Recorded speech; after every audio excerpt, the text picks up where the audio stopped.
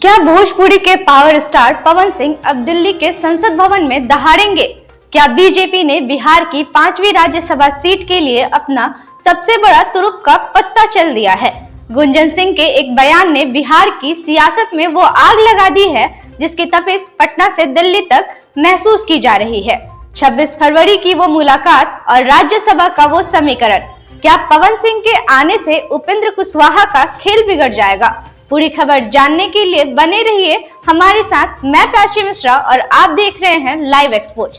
दोस्तों, चर्चा तो बहुत पहले से थी, लेकिन इस पर मुहर लगाई है भोजपुरी सिंगर और भाजपा नेता गुंजन सिंह ने। गुंजन सिंह ने साफ कहा है कि पवन सिंह का राज्यसभा जाना लगभग तय है, बस ऑफिशियल नोटिफिकेशन का इंतजार है। याद करिए 26 फरवरी की तारीख, जब पवन सिंह अचानक बीजेपी दफ्तर पहुंचे और मंत्री नितिन नवीन ने बंद कमरे में लंबी बातचीत की। तभी से कयास लग रहे थे कि पवन सिंह को बीजेपी कोई बड़ी जिम्मेदारी देने वाली है और अब वो जिम्मेदारी राज्यसभा के रूप में सामने आ रही है।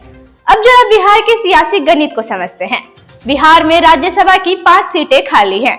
नंबर गेम के हिसाब से एनडीए की 2-2 सीटें पक्की है। जेडीयू ने कहा है कि उसे 2 सीटों से ज्यादा नहीं चाहिए, यानी 5वीं सीट अब सीधे तौर पर बीजेपी के खाते में है। लेकिन ये इतना आसान नहीं है। विपक्षी महागठबंधन खासकर आरजेडी ने भी इस 5वीं सीट पर दावा ठोक दिया है। लालू यादव की पार्टी को जीत के लिए सिर्फ 6 अतिरिक्त वोटों की जरूरत है और यहीं से शुरू होता है खेला। क्या ओवैसी की एआईएमआईएम और बसपा के विधायक आरजेडी का साथ देंगे या बीजेपी पवन सिंह के ग्लैमर और पावर के दम पर निर्दलियों को अपने पाले में कर लेगी?